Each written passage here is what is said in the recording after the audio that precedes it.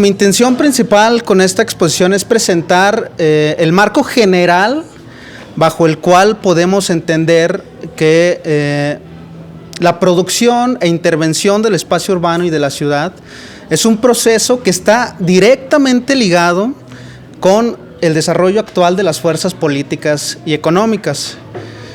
Y con esto comenzar a repensar las formas en las que normalmente se cree que se hace la ciudad.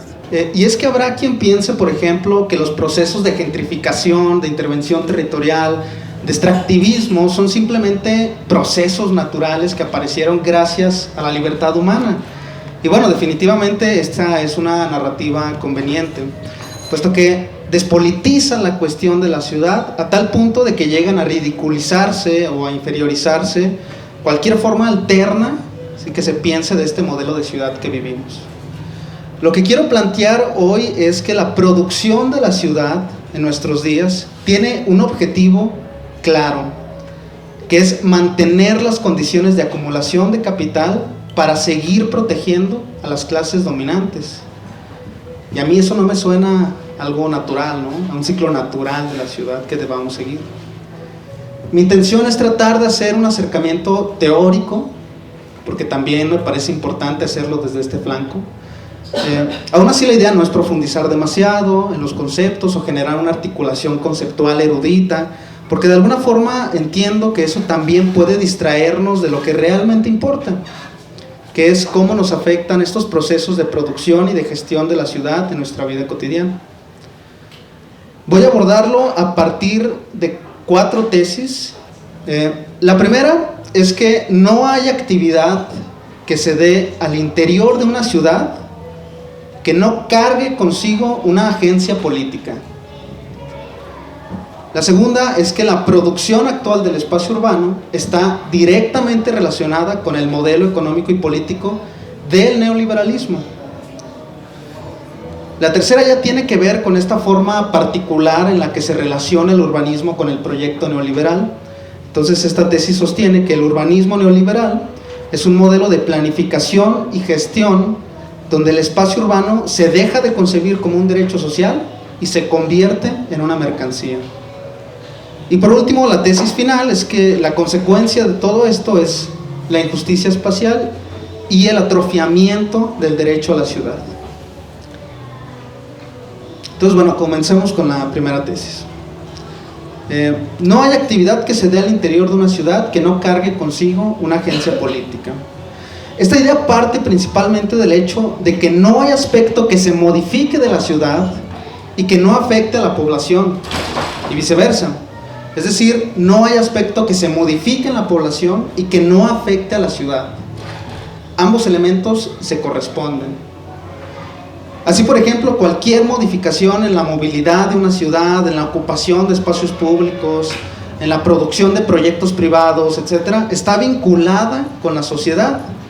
Y esto de alguna forma, y esto es de alguna forma pensarlo como en términos generales, ¿no? Pero también podemos pensarlo en términos particulares. El simple hecho de que tengamos que desplazarnos por la ciudad en determinadas zonas, en determinados transportes. Por ejemplo, no es lo mismo desplazarse por la ciudad en bicicleta, en silla de ruedas, en automóvil, en camión, en combi, etc. No vas a encontrarte a las mismas personas, no vas a interactuar con los mismos elementos que están a la disposición de la ciudad. No vas a ir al mismo ritmo, por ejemplo, ¿no? Y eso ya configura una visión particular que se traduce en una forma subjetiva de vivencia.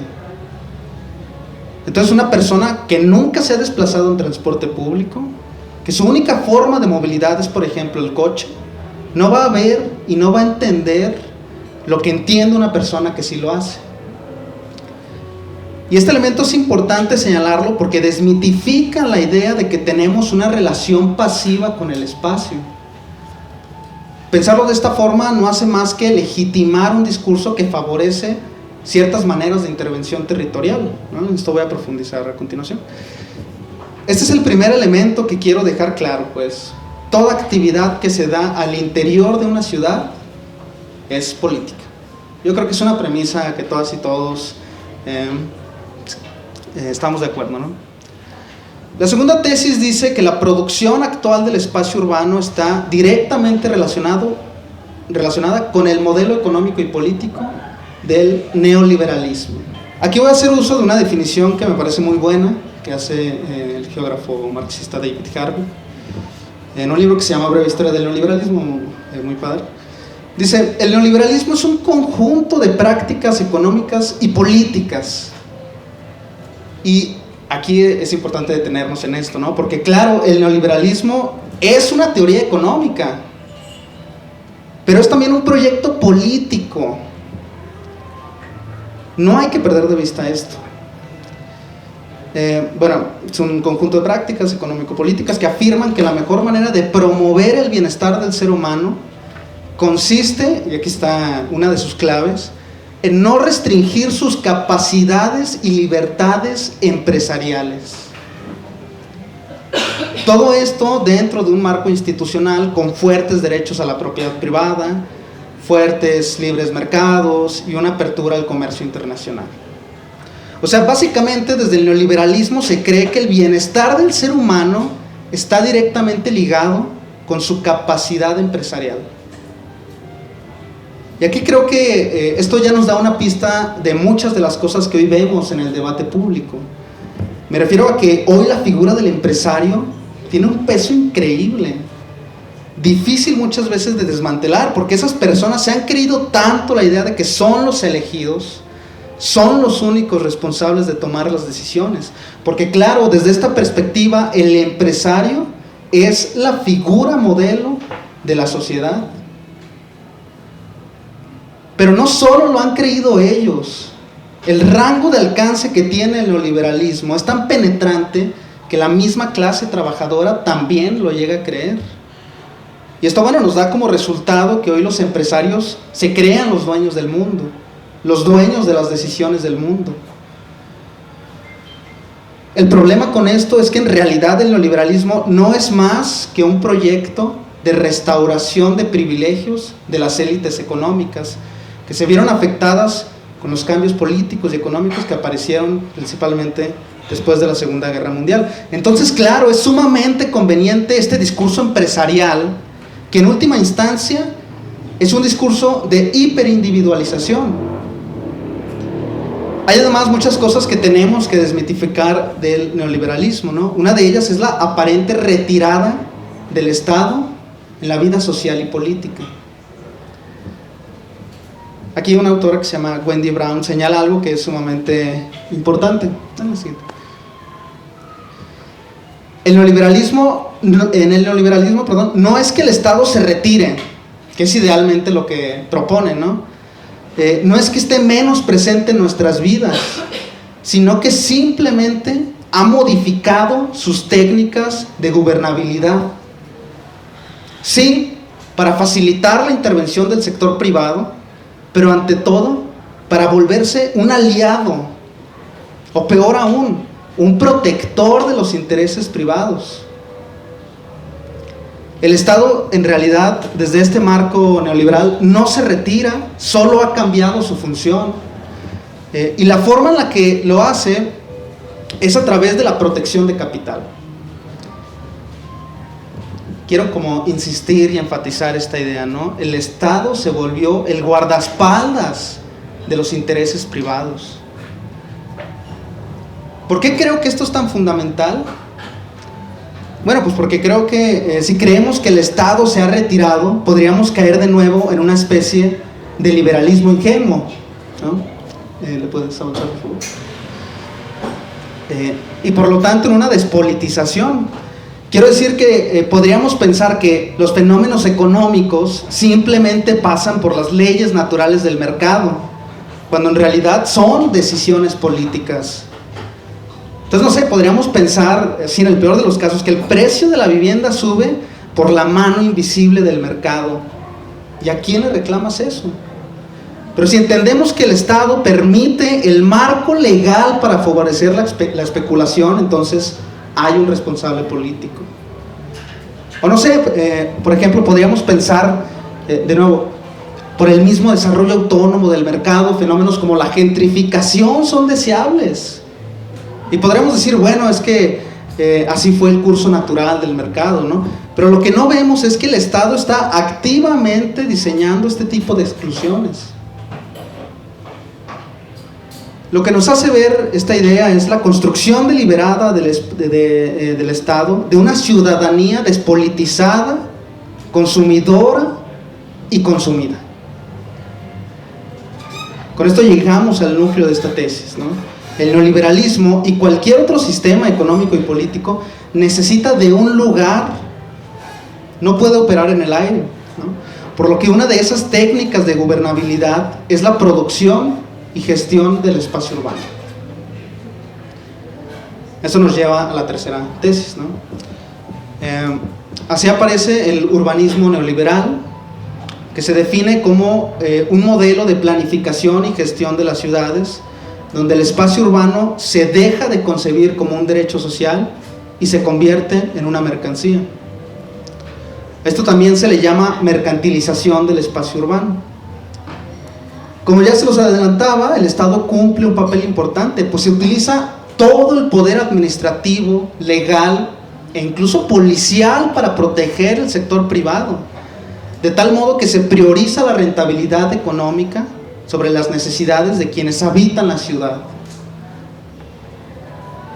Por decirlo en otros términos, y aquí voy a evidenciar mi ala marxista, el urbanismo neoliberal es un modelo de planificación del espacio urbano que privilegia el valor de cambio por encima del valor de uso. Digamos que hay tres características fundamentales. La ciudad se vuelve un producto. Su finalidad es ser competitiva en el mercado global. Busca ser atractiva para los turistas, para los inversores, para la clase creativa, al mismo tiempo que se descuidan los pobladores originarios de ese lugar. El Estado así se vuelve, esta es la segunda característica, un facilitador de los intereses privados, que creo que ya lo he dicho bastante, y además ocurre un proceso de privatización de lo público. Hay algo que aclarar, ¿no? También el urbanismo neoliberal solo es una de las muchas técnicas de dominación política dentro de este marco, ¿no? Del mismo modo, no podemos perder de vista que el neoliberalismo no se agota en su práctica económica, sino que también el neoliberalismo es un proyecto de normatividad política. Voy a tratar de explicarme, ¿no? Es decir, un proyecto de formación de subjetividades. Se trata además de un proyecto para restaurar el poder de clase de las élites.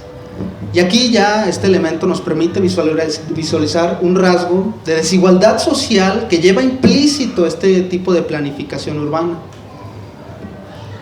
Podríamos hablar de tres modalidades a través de las cuales se despliega el urbanismo neoliberal. El empresarialismo urbano, que es cuando las ciudades compiten entre sí como si fueran empresas para atraer capital externo mediante sociedades público-privadas. La segunda es la mercantilización del desarrollo. Esta sí me parece una locura, ¿no? Es cuando el capital inmobiliario y los megaproyectos urbanos desplazan la planificación urbana decidida por los habitantes de ese sitio. Y la tercera es el city marketing, que es cuando se utiliza el diseño para crear una marca de ciudad espectacular, ¿no? Una marca que atraiga a personas de cierto nivel socioeconómico o de cierta normatividad corporal incluso, ¿no? Podríamos pensarlo como un proceso o uno de los procesos de la misma turistificación. Pues bien, en todo este contexto, el diseño del espacio público lo que hace es convertirse en un instrumento del neoliberalismo para dotar a las ciudades de competitividad, ¿no? Ya es raro incluso decir estas palabras, y este elemento conlleva varias consecuencias. Por una parte, se promueve una monumentalidad disfuncional. Esto quiere decir que los espacios se diseñan más para ser vistos que para ser habitados. Se vuelven en algo así como anuncios publicitarios. También el diseño actúa como una forma de control que de manera indirecta determina quién puede ocupar los espacios y cómo, lo que facilita una división social. Por último, podemos rescatar que hay un desplazamiento de usos. Pero bien, esta idea voy a saltarla, ¿no? Ahora bien, quisiera detenerme un poco con las transformaciones del espacio público en este contexto del urbanismo neoliberal, para ir encauzando una reflexión final. Como ya mencionaba, una de las características principales del urbanismo neoliberal es la construcción de lugares de reproducción de capital. Y esta es una lógica mercantilista que responde a la necesidad de las clases hegemónicas de restaurar su poder económico a través de la urbanización. Es un proceso por el que la ciudad se vuelve un producto que debe ser vendido. Las transformaciones más evidentes que desplazan los espacios de recreación por espacios de consumo se manifiestan en la mercantilización del desarrollo, donde los criterios de planificación se someten a un empresarialismo urbano. ¿Qué quiere decir esto? Que los criterios de construcción del empresario son los criterios de construcción del Estado. La segunda es la privatización de funciones, que en América Latina se da principalmente en los años 90. Se refiere al surgimiento de espacios públicos cerrados y controlados privadamente, mientras que las clases medias y altas abandonan estos espacios tradicionales de convivencia. Y por último, en la sustitución tipológica, donde la vida pública se ha desplazado poco a poco a entornos privados y segregados. Así el diseño se vuelve un instrumento de control.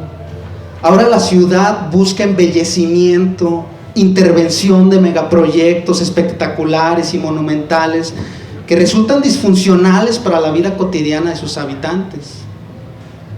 Las ciudades se reinventan y la arquitectura y el diseño legitiman el poder político. Pero sobre todo el diseño determina quién puede usar el espacio. La intención es limpiar visualmente los centros urbanos, desplazar a los sectores populares para satisfacer los imaginarios de la clase dominante. De modo que en el urbanismo neoliberal, la fragmentación territorial que hay entre las clases dominantes y las clases dominadas no es un efecto secundario. La intención principal es generar una bifurcación, una separación extrema, completamente intencional, entre la riqueza y la pobreza, y el espacio público es su principal mecanismo de segregación. Esta fragmentación o bifurcación va a materializarse a través de la creación de burbujas de consumo y de la ruptura de la continuidad social del espacio. Por ejemplo, en América Latina las clases medias y altas han abandonado los espacios públicos tradicionales y se han encerrado en espacios controlados privadamente, como en centros comerciales. Y esto es interesante porque aquí se manifiesta con mayor vivacidad la tensión que hay entre lo público y lo privado. Un centro comercial no le niega el acceso a nadie. Muchas veces no tienes que pagar por estar ahí, a pesar de que es propiedad privada, ¿no? Y es aquí cuando hablamos de privatización del espacio público, porque al mismo tiempo hay una segmentación de consumo, porque claro, puedes estar ahí, pero ¿cuál sería la razón de que estés ahí si no puedes consumir nada? Además, claro, de sentirte extraño, ¿no?, entre esa clase que te discrimina con la mirada. Hay también una limpieza visual, ¿no?, así terrorífico ese término. Desde el diseño urbano neoliberal se crean filtros que determinan quién tiene acceso a habitar ciertos espacios. Entonces aquí es cuando se usan estas palabras tan denigrantes como renovación urbana, restauración urbana, ¿no?, y todos los que quieras ponerle. solo para ocultar que esa intervención estética suele basarse en la idea de sacar a los sectores feos y sucios de los espacios centrales para satisfacer el imaginario de las élites. El imaginario, la fantasía, el simulacro de las élites. Y muchos de estos proyectos están al margen de las necesidades reales de los habitantes. Porque mientras se realizan estas obras para atraer el turismo y el capital, ¿no?, el entorno de las zonas pobres se degrada, ¿no?, el desempleo aumenta, etcétera, ¿no? Lo peor de todo, las intervenciones en zonas populares suelen ser de microescala. Una pavimentación de calle, un parquecito, pero esto no tiene otro fin que el electoral. Porque claro, ¿no?, tampoco son tontos. Hay que hacer creer a los habitantes que participan del mismo proyecto de la ciudad que las élites.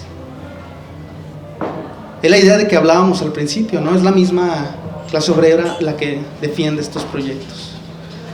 Todo esto, pues, la siguiente. Ahí. Nos lleva a la última tesis. Bueno, la siguiente también. Sí. Nos lleva a la última tesis, ¿no? Todo esto conlleva, pues, una injusticia espacial. Yo creo que no hay que profundizar demasiado, creo que se entiende, ¿no? Más bien, me gustaría cerrar con una reflexión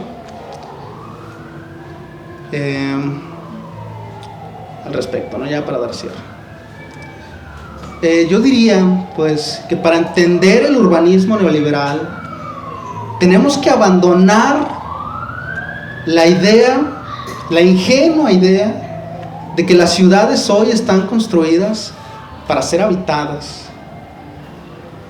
y que, como lo demostramos, el problema es estructural. Aquí me voy a volver un poquito loco. Aquí yo creo que se va a sacar así el filo filosófico por completo. O sea, hoy la ciudad, como lo diría Baudrillard, está en una fase de simulacro. Es algo así como una hiperrealidad. El mapa se vuelve territorio. Esta es la famosa formulación de este filósofo, ¿no? Dice que antes del mapa, lo real era el territorio. Era donde caminábamos, donde convivíamos, donde interactuábamos. Era la cercanía. Lo real era lo que nuestros ojos podían ver.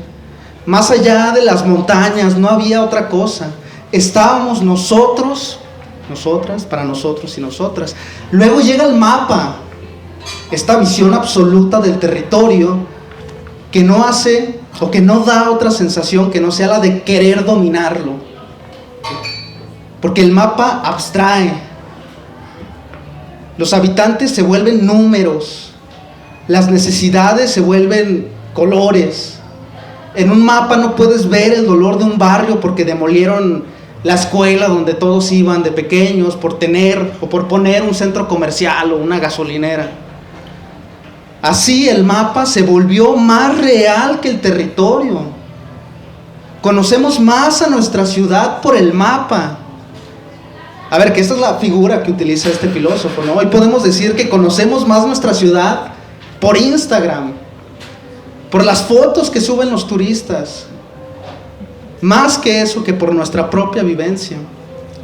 Podemos decir entonces que el proyecto de planeación de estas nuevas ciudades hoy es más real que el propio territorio. Es en última instancia un simulacro. Vivimos así en una especie de urbanismo cosmético. Es una capa de pintura sobre una estructura que se está cayendo. Esta ciudad no es real. Es una simulación, una fantasía diseñada para quien no habita las ciudades. Es también un espectáculo. Nos hemos vuelto espectadores de esta desgracia. Y aquí se muestra la cruel restauración del poder de clase. Se eliminan las bancas donde duerme el indigente, se privatizan las plazas para que el cliente consuma y se diseña para unos pocos. La otra interacción social, la incómoda, la ruidosa, la democrática por naturaleza, es desplazada. La ciudad se vuelve un museo de sí misma. Y esta seguridad que tanto anhelan las clases dominantes no es más que la ausencia de pobres y de cualquier otra forma disidente de vida, ¿no? Es la ausencia de todo eso de su campo visual. Quiero resaltar lo irónico de esto, ¿no? Desde esta lógica del neoliberalismo, el capitalismo, se disfraza la desigualdad en nombre del progreso. Se crean burbujas del primer mundo, pero se dejan océanos de precariedad. Y lo peor de todo, se utiliza nuestro dinero, lo que más me pesa, nuestros impuestos, para construirle la escenografía a las élites, a los turistas. Y este es finalmente el objetivo principal de todo esto, porque fragmentando el territorio se rompe la identidad colectiva. El habitante periférico sabe que el centro ya no le pertenece, sabe que su presencia es ya un simulacro, una anomalía, es un sucio que empaña la limpieza del proyecto urbano. ¿Cómo? Estás hablando de Guanajuato. ¿Sí? Entonces, es increíble lo que ha logrado este tipo de planificación, ¿no? De planeación urbana, que el oprimido sienta que ensucia la ciudad que ha habitado toda su vida. Estamos en una obra de teatro, vivimos en una ilusión, y hay que decirlo con todas sus letras, ¿no? El objetivo de estas nuevas ciudades no es resolver la desigualdad. Digo, no caigamos en eso, ¿no?